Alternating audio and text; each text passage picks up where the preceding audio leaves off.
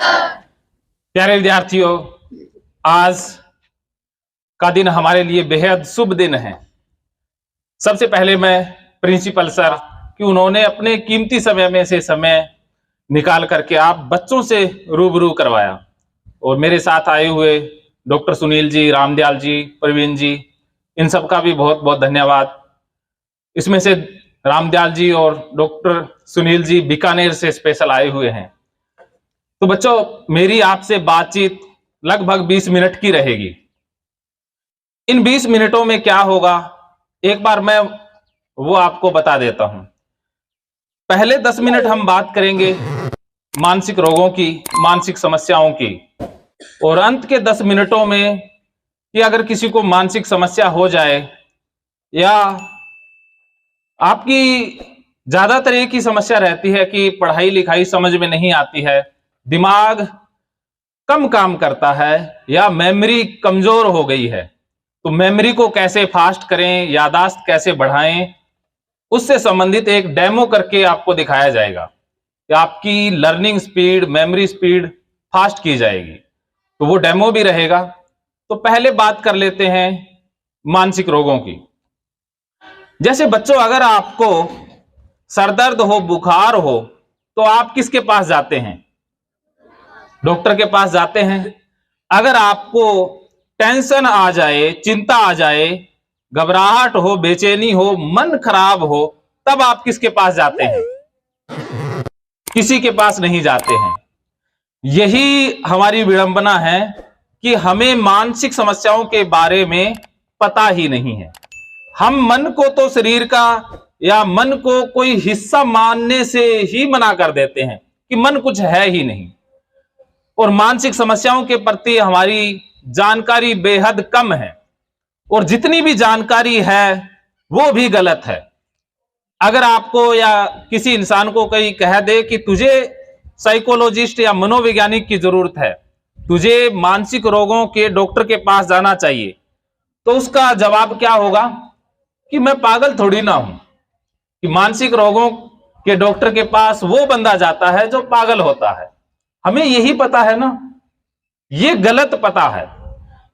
ऐसा नहीं है कि मानसिक रोगों का जो डॉक्टर है या डॉक्टर है जो सिर्फ पागलों का ही इलाज करता है।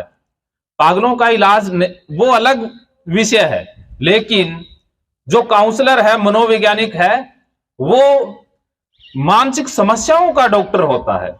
मानसिक समस्याएं क्या है और कैसी कैसी समस्याएं हमें जीवन में आती हैं, या अभी क्या क्या समस्याएं हो सकती हैं, उनके बारे में हमें कैसे पता चले। तो वही पता बताने के लिए ये 10 मिनट हमारे रहने वाले हैं।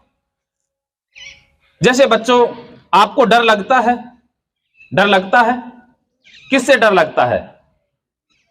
किससे? डर के बहुत सारे रूप है। कई बार ये डर का रोग भी बन जाता है। जैसे आप अंधेरे से डरते हैं, अंधेरे से डरना भी मानसिक रोग है जिसे फोबिया कहा जाता है। जैसे कुछ बच्चे अकेले रात को बाहर नहीं जाएंगे, पानी पीने नहीं जाएंगे, पेशाब करने नहीं जाएंगे, किसी को साथ लेकर के जाएंगे, तो ये भी एक फोबिया रोग है। इसी प्रकार अकेले लिफ्ट में या बंद स्थानों में नहीं जाते हैं, उसे क्लस्ट्रोफोबिया कहा जाता है।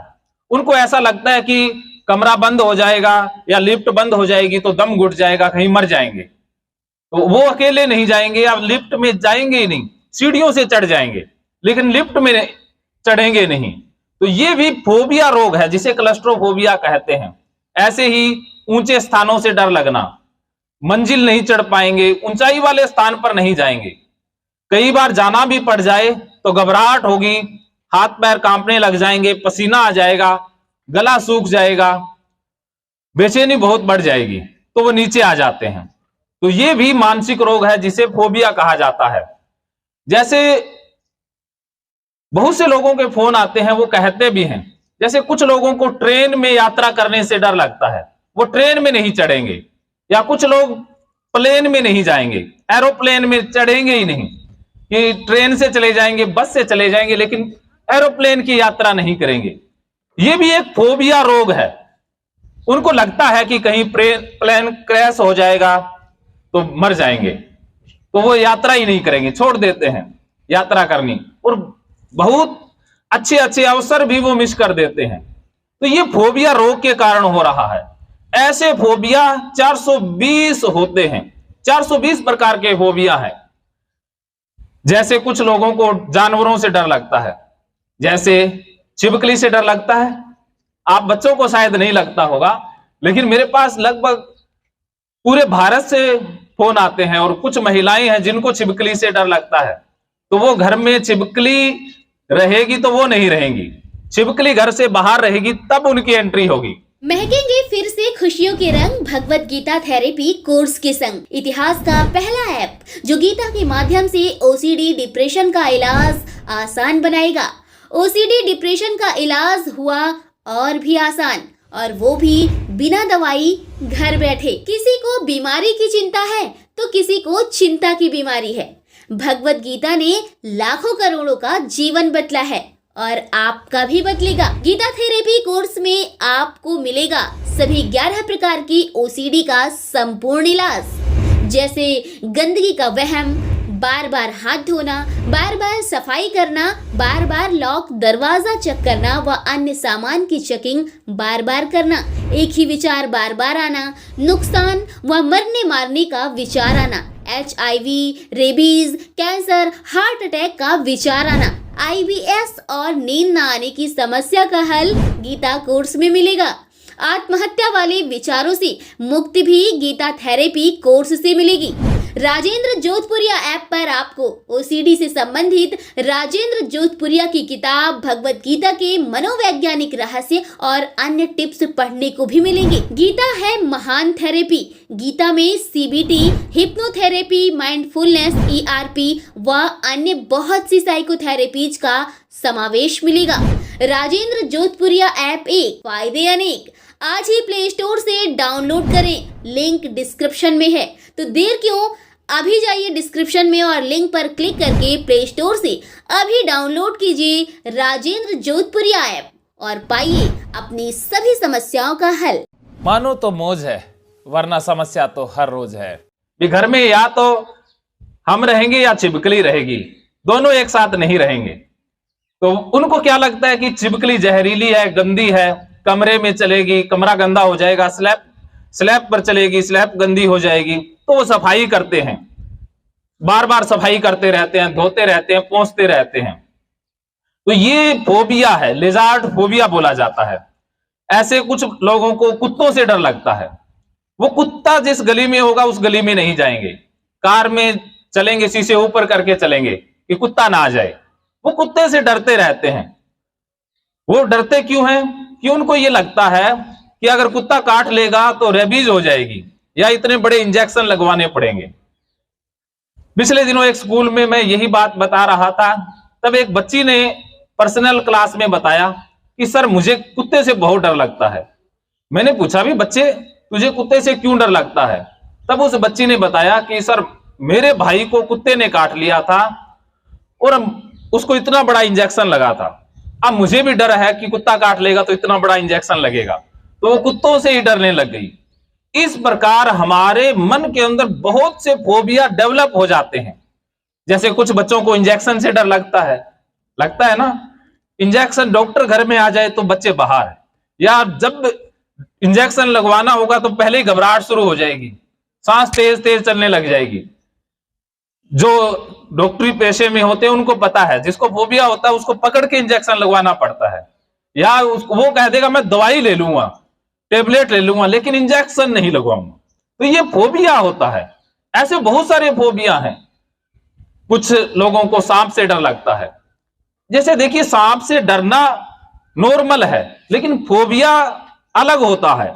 जैसे आपके सामने सांप आ जाए तो आप भागोगे, सुरक्षित स्थान पर चले जाओगे, ये फोबिया नहीं है, ये नेचुरल फियर है। लेकिन जिसको फोबिया होगा वो देख कर भी चलेगा, झाड़ियों के पास जाएगा तो पहले देखेगा कि कहीं सांप ना हो, पैरों को भी देख देख के चलेगा कहीं सांप ना हो। तो उनके मन में वो बैठा ही रहता है डर कि सांप ना आ जाए, सांप ना आ जाए। सोएंगे तो भी पहले चारों तरफ देख करके सोएंगे, कमरे में घुसेंगे, देखेंगे कहीं सांप ना हो। तो ये फोबिया ऐसा होता है। जैसे कॉकरोच से डर लगता है कुछ बच्चों को, ये कॉकरोच फोबिया होता है। ऐसे बहुत सारे फोबिया है। जैसे स्टेज पर बोलने से कुछ लोगों को डर लगता है।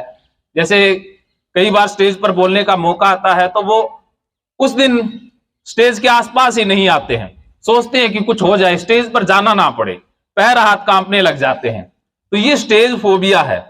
ऐसे एग्जाम फोबिया होता है कि पेपरों के दिनों में या एग्जाम के समय में घबराहट, बेचैनी, भूख प्यास कम हो जाती है, चिड़चिड़ा स्वभाव हो जाता है, तो वो एग्जाम फोबिया बोला जाता है। तो ये फोबिया के कुछ प्रकार हैं। अब बात एक दूसरे रोग की कर लेते हैं। एक और भी रोग होता है जिसे वहम का रोग बोलते हैं, जिसे मनोवैज्ञानिक भाषा में ऑब्सेसिव कंपल्सिव डिसऑर्डर बोलते हैं, ओसीडी। जैसे कुछ लोग आपने देखे होंगे, आपके घरों में भी हो सकते हैं, पड़ोस में या रिश्तेदारी में हो सकते हैं।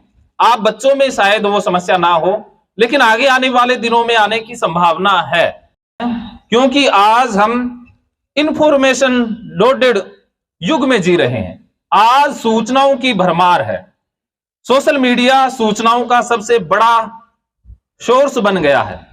सुबह सुबह व्हाट्सएप पे ज्ञान बरसने लग जाता है। फेसबुक, इंस्टाग्राम, यूट्यूब हमारे मन में डाटा ही डाल रही है ना। 24 घंटे सूचनाएं हमारे दिमाग में भरी जा रही है, और जितनी ज्यादा ये सूचनाएं हमारे मन में आ रही है, उतने ज्यादा हम मानसिक रूप से बीमार भी होते जा रहे हैं। वहम का रोग, जैसे कुछ लोग बार बार हाथ धोने लग जाते हैं। ऐसे नहीं एक दो बार हाथ धोएंगे, इतनी बार हाथ धोएंगे साबुन से। पहले 3 बार इधर से धोएंगे, 4 बार इधर से, साबुन से झाग पूरा चढ़ाएंगे कोहनी तक। और झाग आना मतलब सफाई होना, बिना झाग वाली साबुन उनको अच्छी नहीं लगती। और ये हाथ धोने वाली बीमारी यहां तक बढ़ जाती है कि ये चमड़ी तक उतर जाती है, लेकिन वो हाथ धोना बंद नहीं करेंगे। जैसे कोई भी सामान टच कर लेंगे, जाकर के हाथ धोएंगे, या हाथों को ऐसे ही रखेंगे, उनको लगता रहता है कि यह हाथ गंदा है। तो जब तक धोएंगे नहीं तब तक उनको शांति नहीं मिलती है। पब्लिक टॉयलेट में नहीं जाएंगे, या कहीं बाहर जाएंगे नहीं कि वॉशरूम गंदा है, छींटा गिर गया तो वो भाग करके कपड़े बदलेंगे या नहाएंगे। नहाने में बहुत ज्यादा समय लगाते हैं, 3-3, 4-4 घंटे। पहले फर्श को धोएंगे, फिर बाल्टी को धोएंगे, फिर छींटा गिरा छींटे को धोएंगे। ऐसे करते करते वो धोते ही रहते हैं। और ये रोग यहां तक बढ़ जाता है कि साबुन को भी साबुन से धोने लग जाते हैं। पहले साबुन को धोएंगे, फिर साफ साबुन से धोएंगे, फिर उसे एक नई साफ साबुन से धोएंगे। तो ये ओसीडी का रोग है, वहम का रोग है। इनके घर में कोई मेहमान एंट्री नहीं कर सकता है, क्योंकि कोई इनके घर में आ जाएगा तो इन्हें लगेगा कि वो पता नहीं कहां कहां से बैठ के आया होगा, गंदा है, मेरे सोफे पर बैठा है, सोफे को भी धो देंगे। वो मेहमान जहां जहां बैठेगा उस सामान को पूरा धो देंगे, फर्श को धो देंगे। और ये सनक इतनी बढ़ जाती है कि इनको सारी चीजें ही गंदी लगती हैं। मोबाइल भी गंदा लगता है, मोबाइल को भी धो देते हैं, ईयरफोन को भी धो देंगे। ऐसे केसेस हजारों की संख्या में है। 5000 मैंने ठीक किए हैं ऐसे लोगों को देश विदेश से। तो ये लोग बहुत धोते हैं, पानी के मुरीद होते हैं। और एक महिला ने बताया कि मेरे पति ने घर में ला करके पैसे रखे, तो मुझे वहम आ गया कि पैसे पता नहीं कितने लोग छूते होंगे, किस किस के हाथ लगे होंगे, तो ये गंदे हैं, अब मेरा घर गंदा हो जाएगा।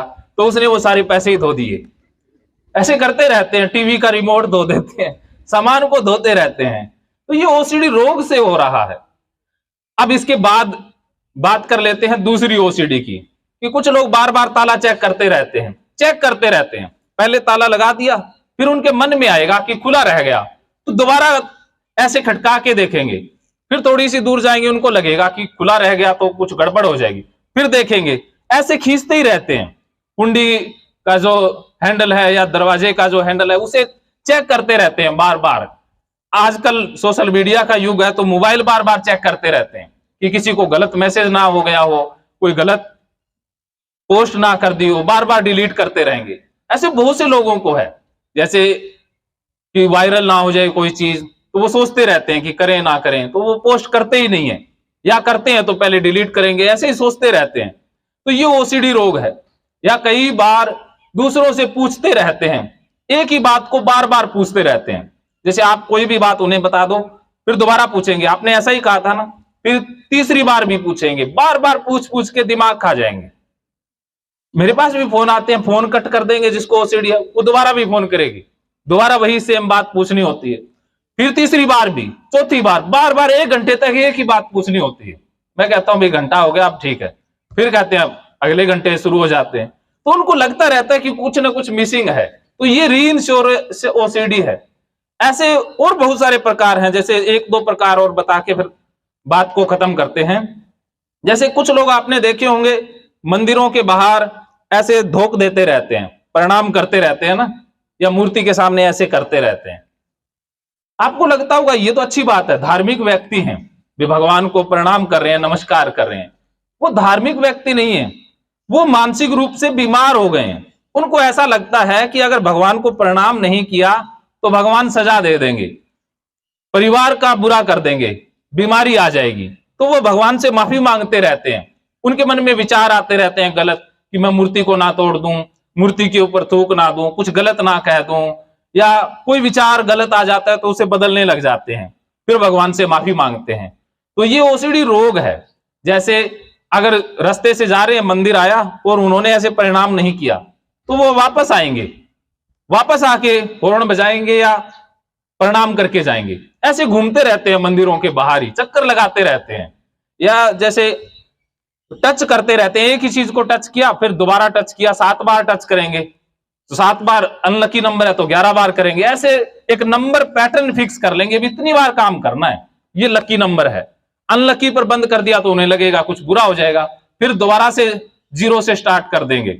जैसे एक इंसान आया था अभी कुछ दिनों पहले, तो घर में ना वो एंटर करता तो उसे लगता कि मेरे मन में बुरा विचार आ गया, तो अब घर वालों का कुछ बुरा हो जाएगा, तो वापस जाता, फिर एंटर करता, फिर बुरा है।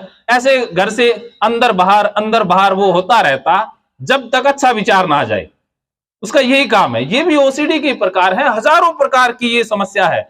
अगर एक एक बात करेंगे, एक एक लक्षण पर बात करेंगे तो बहुत ज्यादा समय निकल जाएगा।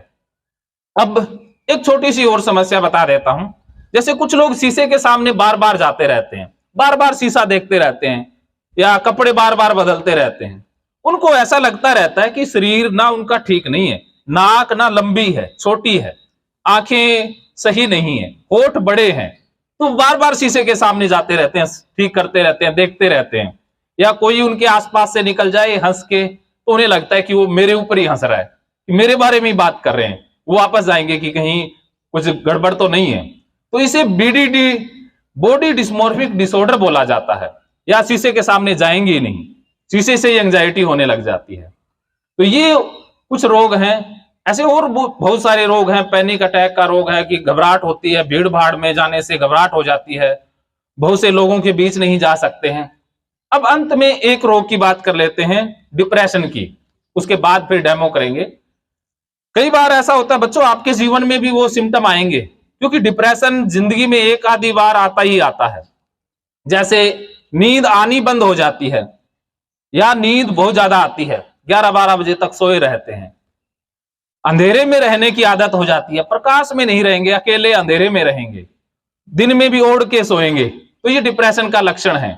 भूख नहीं लगेगी, या बहुत ज्यादा खाते रहेंगे, अपने आप आंसू आने लग जाते हैं, अपने आप रोना निकलने लग जाता है, मन में नेगेटिव विचार आते हैं, मरने के विचार आने लग जाते हैं, पढ़ाई लिखाई या काम से ध्यान पूरा हट जाता है, काम में मन लगता ही नहीं है, यहां बैठेंगे फिर चले लगेगा कि दूसरी जगह चलते हैं, फिर उनका मन एक जगह पर स्थिर नहीं रहता है, और सुसाइड के विचार आने लग जाते हैं।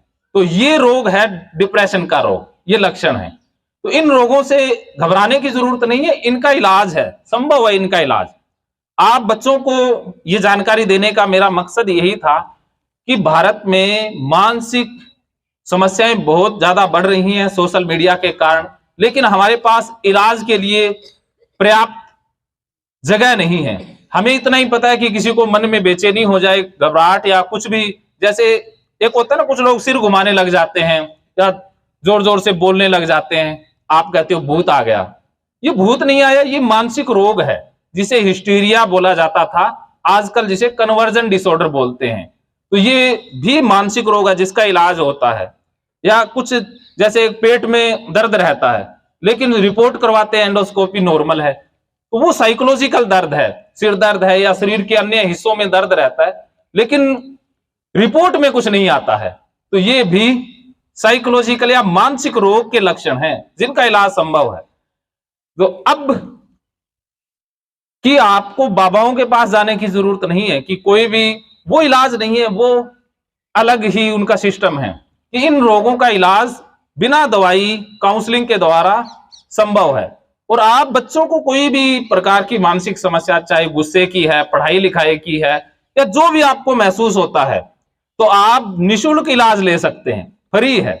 ये सेवा आप बच्चों के लिए मैंने फ्री रखी है, इसीलिए मैं आपको ये बता रहा हूं कि आप पढ़ाई लिखाई से दूर ना रहें, क्योंकि मानसिक समस्याओं के चलते इंसान नरक भरी जिंदगी जीने लग जाता है और परिवार वाले भी नहीं समझते कि क्या हुआ है, भला चंगा तो है, शरीर स्वस्थ है, दिखता है, लेकिन मन जब बीमार हो दिखता ही नहीं है, तो वो किसको बताएं फिर?